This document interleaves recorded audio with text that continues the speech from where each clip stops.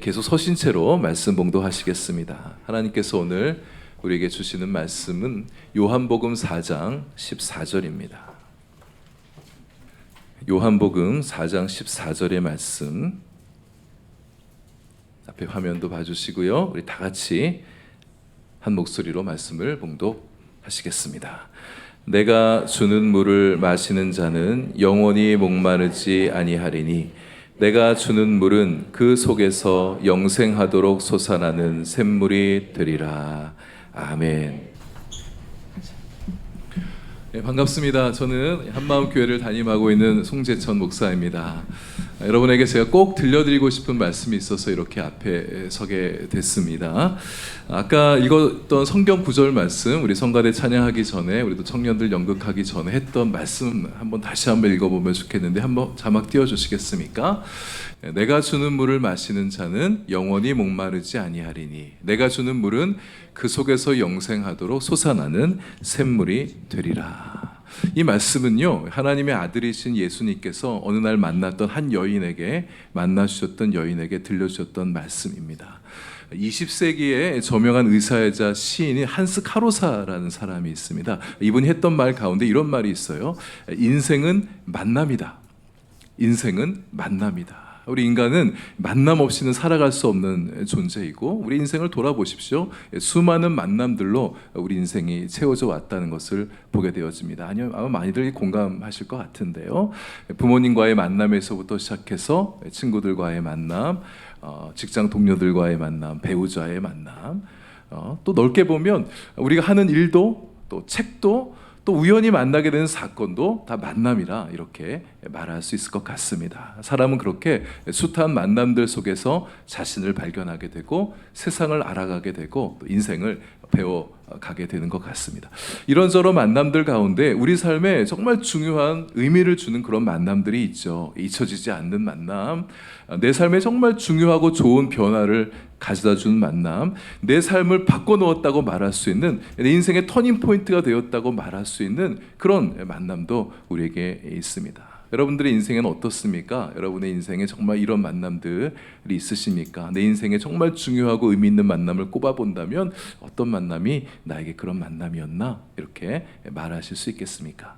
오늘 여러분과 함께 나누려는 이 한 여인의 인생에 불쑥 찾아오셨던 예수님과의 만남은 여인의 인생을 송두리째 바꿔놓는 만남이었다. 이렇게 말할 수가 있습니다. 여러분, 우리 예수님은요, 이 땅에 오셔서 사시는 동안 정말 많은 사람들을 만나 주셨어요. 예수님을 만났던 사람들은 저마다 참 특별한 만남을 가졌다, 이런 마음들을 가지게 되었었습니다. 예수님은 사람들을 만날 때마다 꼭 무엇인가를 건네주셨어요. 주는 것이 받는 것보다도 복되다는 것을 우리 주님은 잘 알고 계셨던 것이죠. 삶이 퍽퍽하고 희망을 잃고 기쁨을 잃어버린 자들에게 찾아오셔서 기쁨을 주려 하셨습니다. 근데 예수님이 주시는 기쁨은요, 뭔가 나를 기쁘게 할 만한 어떤 조건이 마련되어 있을 때, 우린 그렇지 않습니까? 뭔가 기쁠 만한 일이 있어야 기뻐야지. 보통 이게 우리의 마음인데, 우리 주님이 주셨던 그 기쁨은요, 삶이 바뀌어지지 않아도, 나를 둘러싼 삶의 형편이 달라지지 않아도, 내 조건들이 바뀌지 않아도 그 속에서도 기뻐할 수 있는 능력을 주셨던 거예요. 그래서 별로 기쁠 일이 없어도 마음 안에서 일어나는 기쁨으로 살아갈 수 있도록 해주신 것이죠.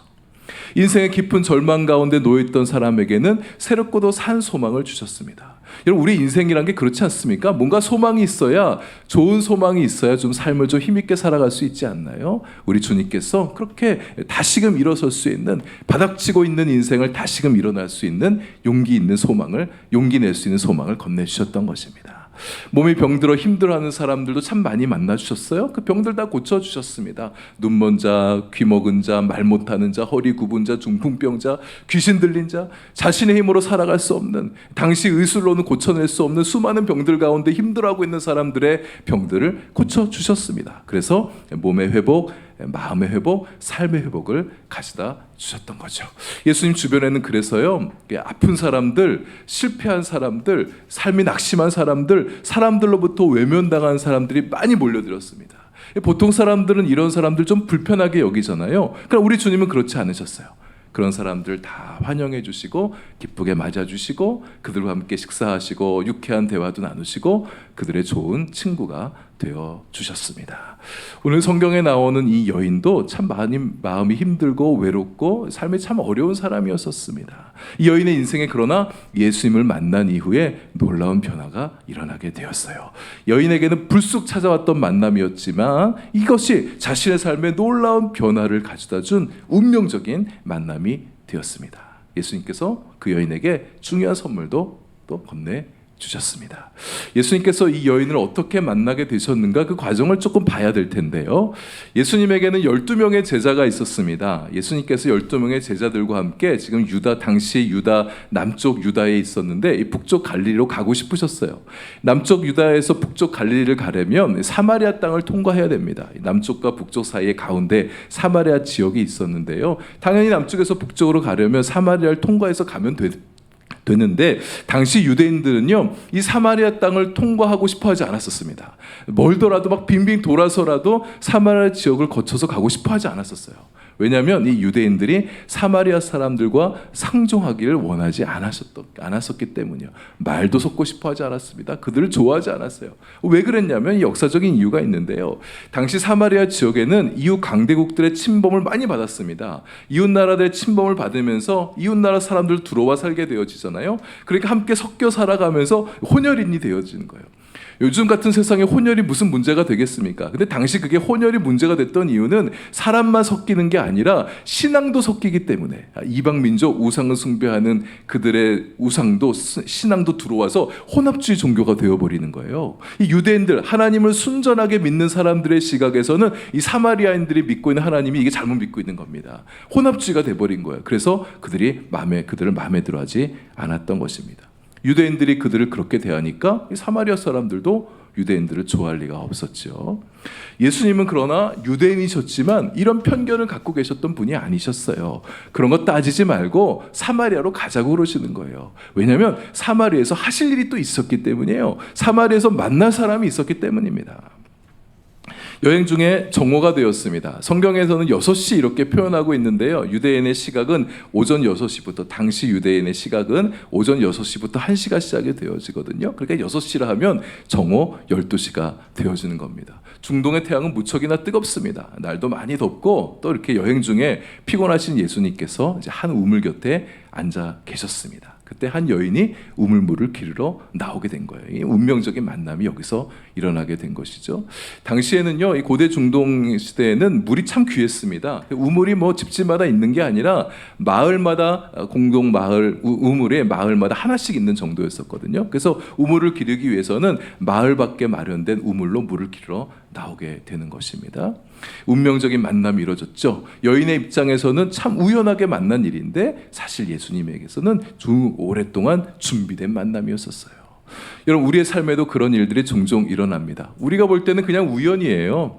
우연히 일어난 일이에요. 근데 이게 하나님 편에서는 준비된 일, 우리에게 뭔가를 가져다 주기 위해서, 우리 안에 뭔가를 사건을 일으키기 위해서 준비된 그런 계획된 만남이었다는 거죠. 예수님과 이 여인의 만남이 그랬습니다. 여인에게는 우연이었지만 우리 하나님 입장에서는 이게 준비된 일이었다는 거죠.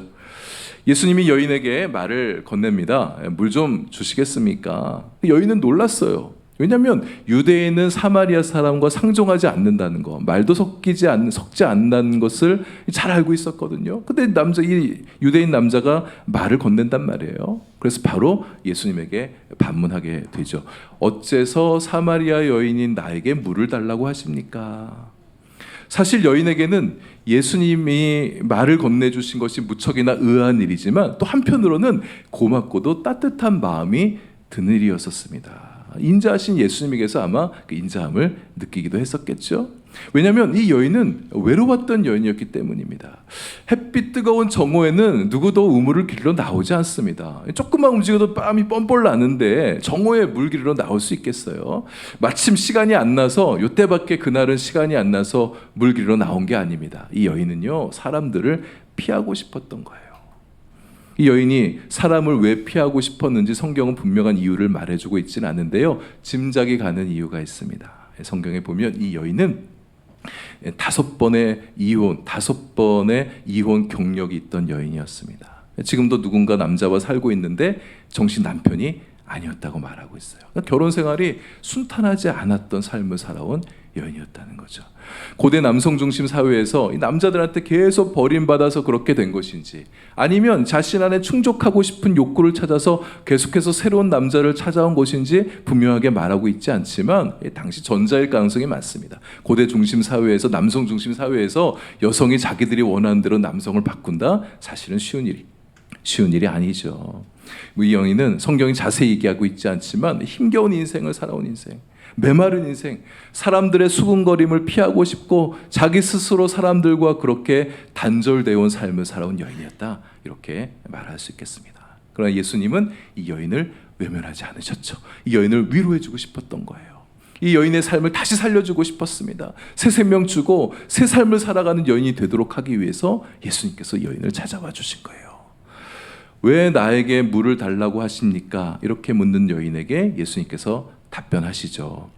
당신이 만일 하나님의 선물이 무엇인지를 알고 당신에게 물을 달라고 말하는 이가 누구인지 알았더라면 당신은 그에게 구했을 것이고 그는 당신에게 생수를 주었을 것이요. 좀 동문서답 같은 말이지 않습니까? 물을 달라고 하는 건 예수님인데 물을 달라고 하는 분이 누구인지 알았다면 당신이 오히려 그에게 물을 구했을 것이다, 이렇게 말하고 있죠. 예수님께서는 지금 우물물을 계기로 해서, 우물물을 매개로 해서 당신의 필요보다, 예수님도 지금 목마르시거든요. 그러나 당신의 필요보다 그 여인의 필요를 채워주고 싶어 하셨던 예수님의 마음이었던 것입니다. 예수님은 여인에게 두 가지의 필요를 채워주십니다. 사람 안에 있는 두 가지 갈망, 사람이 필요로 하는 두 가지 갈망을 예수님께서 채워주시는 거예요. 첫째는 사랑의 선물입니다. 예수님이 주시는 사랑은 변하지 않는 사랑입니다. 영원한 하나님의 사랑이에요. 하나님의 사랑을 그 여인이 만나게 되어진다면 그 여인 더 이상 사랑을 갈구하며 남자를 찾아다니지 않는 인생이 될 수 있을 거예요. 여러분, 사람의 마음 안에는 사랑받고 싶은 갈망이 있습니다. 사랑받고 싶은 갈망이기 때문에 이성을 찾아다니기도 하고 누군가를 만나서 그 사람으로부터 사랑을 받고 싶은 마음이 사람의 마음속에 있는 거예요. 근데 사람은 이 사람의 마음속에 그 사랑을 준다 할지라도 깊은 곳까지 채워주지를 못합니다. 아무리 좋은 남편, 좋은 아내를 할지라도 우리 사람 마음 깊은 곳까지 들어와줘서 우리의 마음을 만져주시고 우리의 가란 마음을 채워주지는 못하는 거예요. 사람의 사랑에는 한계가 있습니다. 17세기의 수학자이자 철학자인 파스칼이 남긴 말에, 유명한 말이, 이런 말이 있습니다. 사람의 마음에는 빈 구멍이 있다. 사람은 그 구멍의 허전함을 메우기 위해서 무언가를 찾아 헤매고 찾아 나서게 되어지는데 그 마음의 허전함은, 그 마음의 구멍은 오직 한 가지만이 채워줄 수 있다, 이런 말을 했습니다. 참 좋은 비유인 것 같아요. 사람의 마음에 구멍이 나 있어서 사람들은 정말 그 구멍의 허전함, 마음의 허전함을 메우기 위해서 이것저것 찾아다니고 있는 것 같아요. 어떤 사람은 사랑을 추구하면 사랑이 자신의 그 빈 마음을 채워줄 수 있을까 막 사랑을 찾아다닙니다. 어떤 사람은 돈이 있으면 자신의 허전한 마음을 채워줄 수 있을까 싶어서 돈을 막 찾아다녀요. 돈을 많이 벌려요. 열심히 벌어요. 어떤 사람은 성적 쾌락, 성적 욕망을 추구하면, 성적 욕망을 채우게 되면 자신의 가란, 허한 마음을 채울 수 있을까 싶어서 여러 남자를 만나고 여러 여자를 만나고 데이트하면서 성적 욕망을 채워가는 사람도 있습니다. 어떤 사람은 막 쇼핑에 눈이 먼 사람이 있어요. 돈 쇼핑하면은 채울 수 있을까 싶어서. 어떤 사람은 사람들로부터 칭찬에, 또 인정받는 것에, 또는 권력을 추구하면서 자신의 허전한 마음, 마음의 빈 구멍을 채우려고 애쓰는 모습들을 보게 되어집니다. 근데 사람의 구멍의 마음을 메워줄 수 있는 단 하나는 파스칼이 말합니다. 그것은 곧 하나님의 사랑이다. 그렇습니다. 사람의 마음의 허전함, 공허함을, 외로움을, 갈망을 채워줄 수 있는 것은 하나님의 사랑이에요. 하나님의 사랑이 우리 마음속에 채워지게 되면 사람은 더 이상 빈 마음, 빈 구멍의 마음, 허전한 마음을 느끼지 않을 수가 있습니다. 공허함이나 외로움은 사라지게 되고 무언가 자꾸 자신의 마음을 찾아 헤매는 그런 욕망, 세상에서 무엇인가를 찾아 얻으려는 그런 마음에서 자유해질 수가 있습니다. 이 자리에 나오신 여러분들의 마음에 우리 하나님의 사랑이 가득 채워지는 은혜가 있으시게 되기를 바랍니다. 하나님의 사랑을 받아서, 그 사랑은 변함없는 사랑이에요. 세상에서 얻을 수 없는 사랑입니다. 세상에서 채워지지 않는 사랑, 우리 하나님께서 우리의 마음에 채워주십니다. 그 사랑 받아서 마음의 충만함으로, 평안함으로 살아가시는 여러분들 되실 수 있기를 바랍니다. 또 하나는 진짜 중요한 건데요, 하나님의 사랑의 연장선에서 주시는 선물입니다. 사랑하시기 때문에 우리에게 주시는 또 하나의 선물이 있습니다. 예수님께서 이 여인에게서 받고 싶어 하셨던 물은 자신의 목마름을 채우고 싶어 하셨던 물이었지만, 예수님께서 주시고자 하시는 물은 사람의 영혼의 깊은 갈망을 해결해 주는 물이었습니다. 그 물은 우물물에서 얻을 수 있는 물이 아니에요. 우물물 아무리 시원하고 아무리 맛있는 물이라 할지라도 마시고 나면 또 더워지면 또 목말라지게 되어지죠. 또 찾게 되어진 물입니다. 그러나 예수님께서 주시는 물은 한 번 마시면 더 이상 목마르지 않는 물이에요. 예수님께서 주시고자 하셨던 그 물은 그렇게 사람의 영혼의 깊은 갈망을 만족시켜주는, 채워주는 물이었던 거죠. 이 물을 마시는 자마다 다시 목마르려니와. 우물물 아무리 마시는 물이랑 마찬가지죠. 내가 주는 물을 마시는 자는 영원히 목마르지 아니하리니 내가 주는 물은 그 속에서 영생하도록 솟아나는 샘물이 되리라.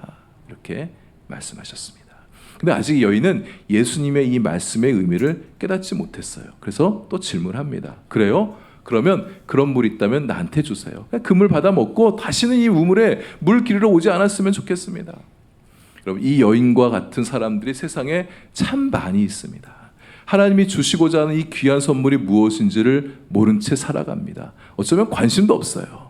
자신의 영혼을 구원해 줄 수 있는 생명수가 우리 하나님께 있다고 그렇게 말하고 있는데, 예수님이 그 물을 주려고 하는데 그 물을 구하기는커녕 내가 왜 그 물을 마셔야 되는지 별로 관심도 없는 사람들이 많이 있습니다. 여러분들은 어떠십니까? 여러분에게도 그 생명의 물이 정말 필요하다는 그런 생각을 여러분들은 갖고 계십니까? 먹고 살기 바쁘고 하루하루 먹을 양식 구하며 살아가기도 너무 바빠 죽겠는데, 사실 나도 그 여인과 마찬가지입니다. 그 여인처럼 구했던 것처럼 물을 나한테 주려거든 세상 살아가는데 필요한 물이나 주십시오. 영생이나 이런 관심 없으니까 물 기르는 쓰고 돈 버는 쓰고 더 이상 하지 않도록 좀 세상에서 좀 돈 걱정하지 않으면 편안하게 살아갈 수 있도록 내 물질이나 좀 채워줄 수 있는 그런 물이나 갖다 주세요. 물론 세상살이가 쉽지 않고 날마다 우물물 기르며 살아가는 거 참 우리한테도 버거운 인생이라는 거 저도 잘 알고 있습니다. 그러나 여러분, 세상살이의 목마름을 해결하는 것보다 먼저 영혼의 목마름을 해결하는 것이 더 중요하다는 사실을 우리가 놓쳐서는 안 되겠습니다. 내 영혼 구원받지 못한다면 세상에서 아무리 부유하게 살고 잘 살고 편하게 산다 할지라도 그것이 무슨 의미가 있겠습니까? 이 땅에서의 생명이 전부라면 우리 그렇게 살아야죠. 이 땅을 부유하게 하고 이 땅의 삶을 풍성하게 해줄 수 있는 것들만 추구하며 살아도 좋습니다.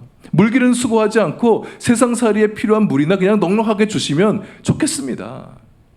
그러나 영생이 중요합니다. 그것이 중요하지 않았다면 예수님께서 이 여인과의 만남에서 영생 얘기하지 않았을 거예요. 예수님 공생의 기간 동안 만난 사람들에게 늘 하셨던 말씀이 이 영생에 대한 말씀이에요. 이 영생이 중요하지 않았다면, 인간에게 가장 절실한 문제가 아니었다면 얘기하지 않으셨을 것입니다. 그러나 영생에 대한 얘기를 하셨던 이유는 인생에게 영생이 가장 중요하기 때문입니다. 우리 생명은 이 땅에서의 수명이 다하는 날 먼지처럼 사라지지 않습니다. 내세가 있어요. 성경이 말씀합니다. 영원하신 하나님께서 하신 말씀이에요. 두 갈래의 길이 있습니다. 천국의 길, 영원한 생명의 길이 있고 영원한 죽음의 길, 고통과 괴로움과 절망만이 끊임없이 반복되어지는 지옥의 길이 있습니다. 그런 것 없다고 여러분 섣불리 그렇게 부정하지 마시길 바랍니다. 무슨 근거로 세상 사람들 경험해보지 못한 죽음 이후의 일들을 내가 안다고 그렇게 확신할 수 있겠습니까? 여러분, 영생의 문제를 해결하셔야 됩니다. 이 영생의 문제는 우리 주님께서만 해결해 줄 수 있어요. 예수님께서 주시겠다고 말씀하셨어요. 주님이 주시는 그 영생의 물을 내가 받아 마시게 되면 나는 영생을 얻는 자가 되는 것입니다. 여러분, 구하시길 바랍니다. 하나님의 선물이, 하나님이 우리 인생에게 주고자 하신 가장 귀한 선물이 무엇인지 알았다면, 그 선물을 주시는 분이 누구인지 알았다면 이제 구하는 거예요. 구하는 자에게 주시겠다고 약속해 주셨습니다. 지금 구하시기 바랍니다. 나중에 구하려 하지 마십시오. 지금 저의 말을 듣는 중에, 그래, 나에게도 이 물이 필요하다. 나도 이 물을 마시고 싶다. 영원히 목마르지 않는 물 나도 마셨으면 좋겠다. 그 물 내가 마셔서 나도 내 안에서 영생하도록 솟아나는 그 샘물과 함께 살아가고 싶다. 이런 마음이 드신다면 여러분, 오늘 뒤로 미루지 마시고 마음에 결심하여 예수님의 그 물을 받아들이는 우리가 되시면 좋겠습니다. 예수님 믿는 사람은요, 죽음이 두렵지 않습니다. 예수님이 주시는 영생의 물을 받았기 때문이에요. 죽어도 다시 살 믿음과 소망이 있기 때문에 죽음을 두려워하지 않아요.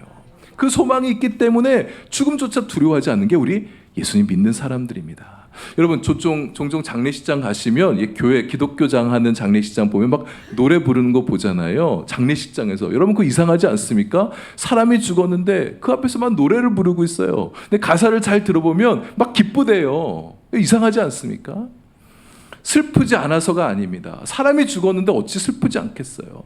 죽음은, 사랑하던 사람의 죽음은, 가족의 죽음은 자신의 존재의 일부가 떨어져 나가는 것 같은 그런 아픔이라고 얘기하지 않습니까? 근데 그렇게 슬픔 가운데서도 노래할 수 있는 이유는 슬픔을 이길 수 있는 소망이 있기 때문이에요. 이 땅에서 이렇게 살다가 그냥 허무하게 죽어가지만 다시 살 소망이 있기 때문에, 예수 믿는 자 다시 예수님 안에서 다시 살 소망이 있기 때문에 그렇게 노래할 수 있는 것입니다. 죽음뿐만이 아닙니다. 삶의 고통과 어려움과 힘든 삶 속에서도 아주 쓰러지지 않는 것은 믿는 게 있기 때문에 그래요. 영생의 소망이 있는 자는 그렇게 담대한 거예요. 아까 우리 청년들이 연극에서 보여준 것처럼 이성에게, 사랑했던 사람에게 채이고 헤어지는 슬픔이 있고, 사랑하는 사람에게 어떤 실망하는 일들도 생기게 되어지고, 취업에 실패하게 되어지고, 또 우리가 애써 모았던 돈 한순간에 날라버리는 그런 안타까운 순간도 우리 안에 올 수 있죠. 그럼 절망스럽지 않습니까? 인생 다 포기하고 싶은 마음이 들지 모르겠어요. 그러나 우리 그리스도인들은 그렇지 않는 이유는 영생의 소망이 있기 때문에, 다시 살 소망, 나를 사랑해 주신 예수님께서, 나를 위해 좋은 일 행하시는 주님께서 나와 함께 계시고 나와 함께 하신 그 삶을 영원토록 이어주실 것에 대한 믿음과 소망이 있기 때문에 절망하지 않는 겁니다. 낙심하지 않는 거예요. 예수님이 주시는 선물을 받으시길 바랍니다. 그 선물 받아서 영생을 누리시고 그 사랑을 힘입어 살아가는, 그래서 그 사랑 때문에 풍성하고 아름다운 인생 살아가는 여러분들 되시면 좋겠어요. 오늘이 바로 여러분의 기회입니다. 미루지 마십시오. 우리 주님께서는 여러분들 지금까지 기다려 오셨어요. 여러분 이제 홀로 살려 하지 마시고 여러분 사랑해 주시겠다고 말씀하신 우리 주님 붙들고 그 사랑 안에서 정말 행복한 인생, 진짜 행복한 인생을 이제 살아가실 수 있게 되길 바랍니다. 그것이 여러분을 초대한 여러분 친구의, 여러분 지인의 소망입니다. 이제 예수님 믿으시고 예수님과 함께 지금까지 살아온 삶보다 지금도 참 잘 살아오셨겠죠? 그러나 더 복되고 아름답고 멋진 인생 살아가시는 여러분들 되실 수 있기를 축복합니다. 우리 함께 기도하겠습니다. 우리 한번 같이 기도하면 좋겠습니다. 오늘 처음 나오신 분들도 한번 눈을 감아주시고 두 손 모아주시면 더욱 좋겠어요. 제가 드린 말씀에 마음을 여시겠습니까?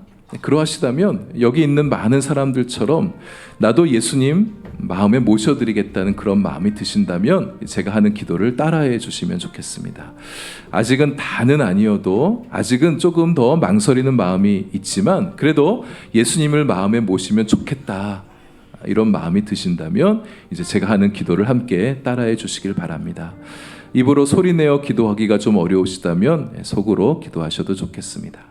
우리 성도님들은 이분들의 결신을 돕기 위해 우리 함께 소리내서 저를 따라 기도해 주시길 바랍니다. 하나님 아버지, 이 시간 주님을 영접합니다. 당신의 사랑을 받아들입니다. 나도 영생을 얻고 천국 가게 해 주옵소서. 이제는 주님을 믿으며 살겠습니다. 나의 인생 가운데 오셔서 나와 함께 해주시고 행복하고 아름다운 인생 살게 해 주옵소서. 예수님 이름으로 기도합니다. 아멘. 제가 한 번 더 기도하겠습니다. 하나님 아버지 감사합니다. 함께 영접 기도하신 분들 그 입술의 고백을 기뻐 받아주셨는 줄로 믿습니다. 이제 예수님과 함께 새로운 생명의 삶, 풍성하고 복된 삶이 믿음을 고백한 이들에게 펼쳐지게 하여 주옵소서. 계속해서 교회에 나와 예배하는 기쁨을 누리게 하시고 하나님께 사랑받듯 나도 하나님을 사랑하게 되며 하나님 말씀 즐겁게 들으며 신앙생활 잘해가는 귀한 분들 되도록 축복해 주옵소서. 아직 마음이 다 열리지 않는 분들도 축복해 주십시오. 오늘 이 시간을 기억하게 해주시고 마음문이 열리는 날이 오게 하여 주시고 오래지 않아 예수님 믿겠다고 고백하는 은혜가 그분들에게도 임하게 하여 주옵소서. 하나님 이들의 가정과 일터와 삶 가운데 함께해 주셔서 기쁨이 넘치게 하시고 행복한 인생 살아가도록 축복해 주옵소서. 이분들의 고민들 헤아려 주시고 마음의 깊은 어려움도 해결해 주십시오. 이들을 초대한 분과도 더 소중하고 좋은 사랑과 우정의 교제가 계속해서 있게 하여 주시고 이분들 인생 가운데 좋은 만남들 많이 만나는 만남의 축복도 많이 있게 하여 주옵소서. 예수님 이름으로 기도합니다. 아멘.